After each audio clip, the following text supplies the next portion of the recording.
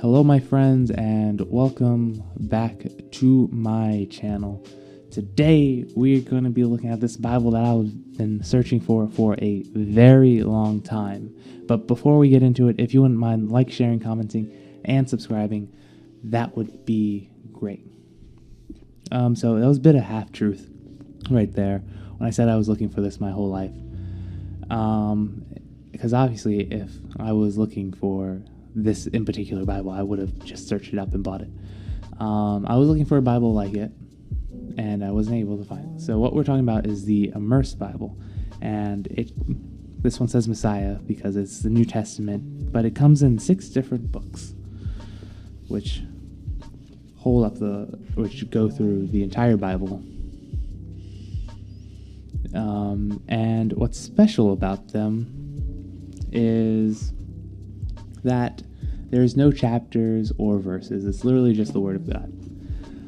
How they managed to make it this long, this big, I will not know.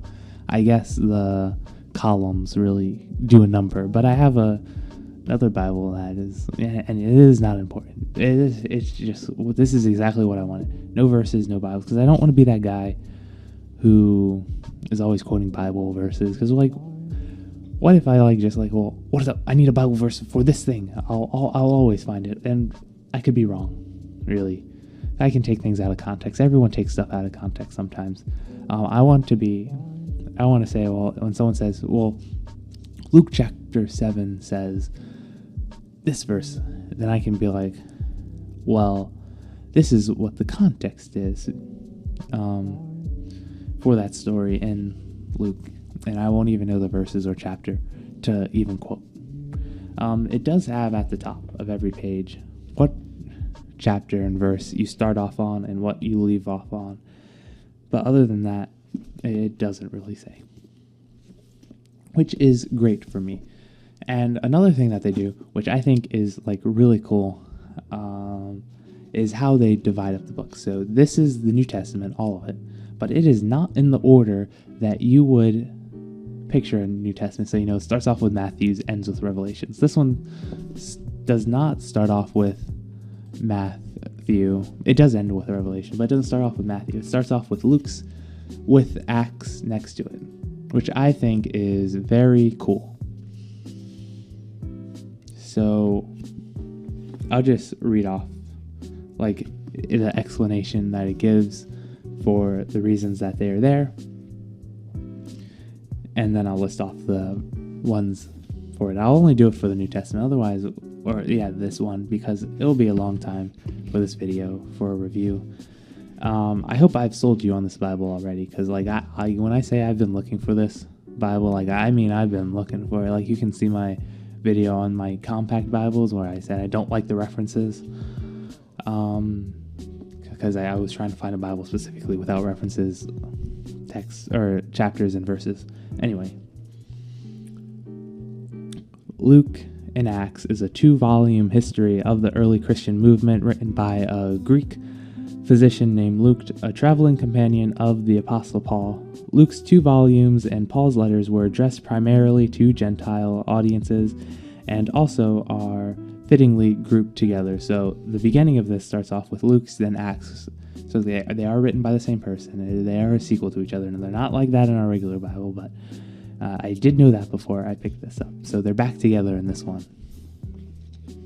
Then it's 1st and 2nd Theologians, 1st and 2nd Corinthians, Galatians, Romans, Philemon, Colossians, Ephesians, Philippians, 1 Timothy, Titus, and 2 Timothy. So I think that they're in the order that they were written.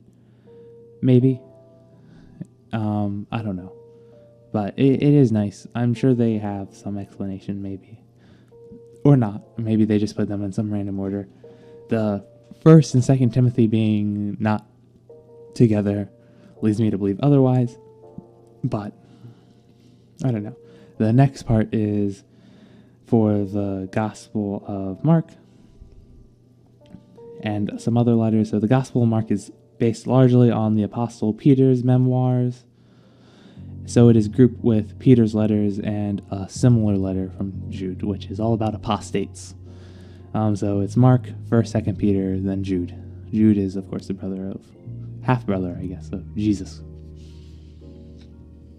And then after that, you have the Gospel of Matthew, which was primarily addressed to Jewish believers, as were the books of Hebrews, obviously, a letter written to Hebrews, and the book of James.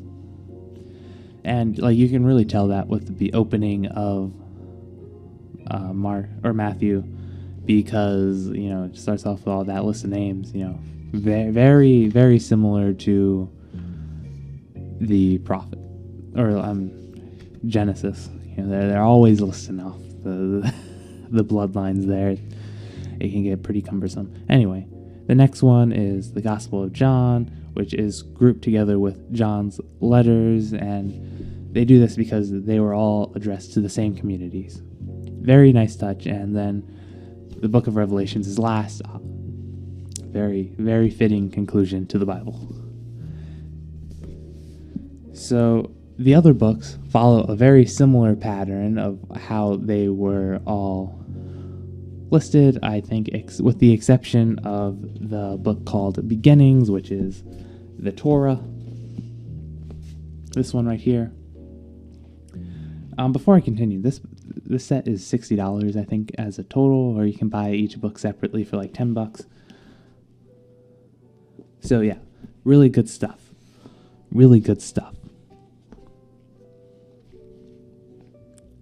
Anyway, so they are supposed to be read in a specific order. I do think that they put a lot of time into it. Obviously, the organization, the Institute for Bible Reading, which I can't believe is a real thing, that is this order right here that you can see on the screen. So the first one you're supposed to read is the New Testament, which I think all Christians should read that one first.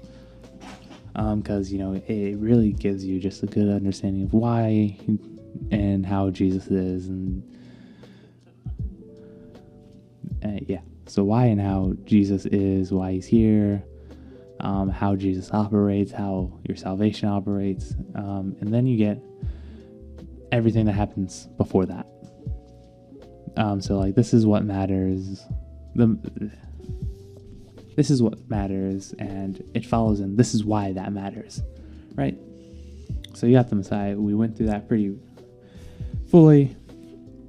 Then you're supposed to read the Beginnings. I highly recommend you don't read this first.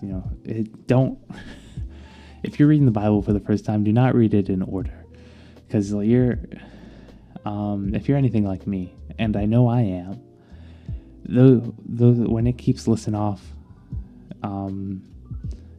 and he begat him, and he begat him, and just this whole list of names, seemingly for no reason, you're going to get bored. And if that doesn't kill you, once you hit Exodus 20, you're done.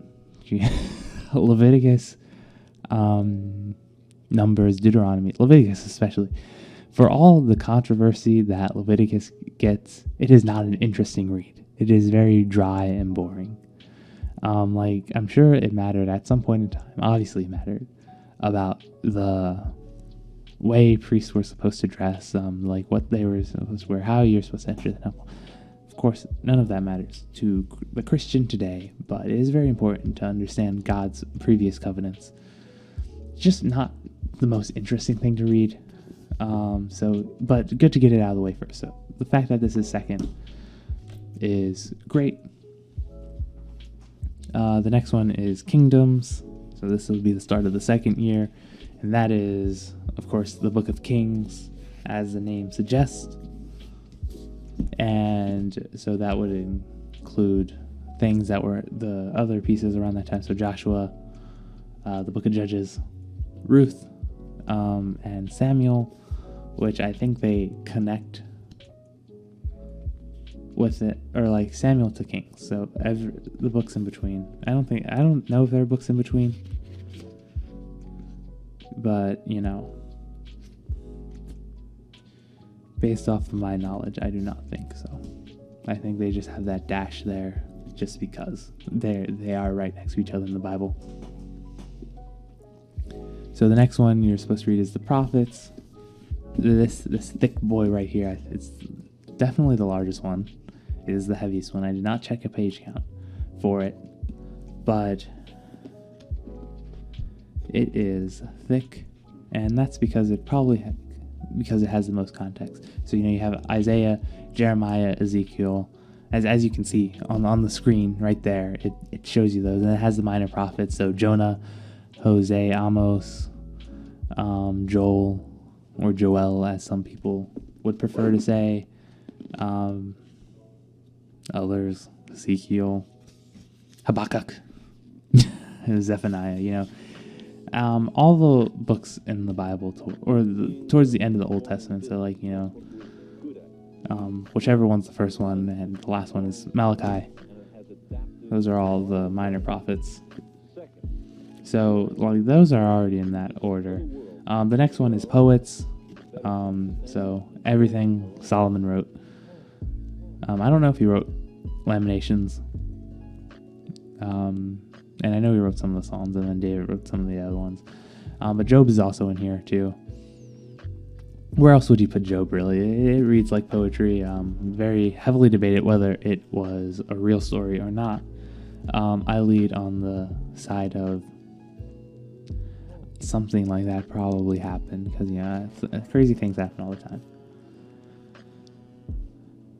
And the last one is Chronicles, which of course has Chronicles in it, obviously. Ezra, Nehemiah, the book of Esther and Daniel, they all happen around the same time, or written around the same time. So they all go together. And then, you can always repeat that. It is very nice. Like I said, I've been looking for a Bible like this for a very long time. Here's my MacArthur Study Bible. I have a lot of Bibles, so bear with me.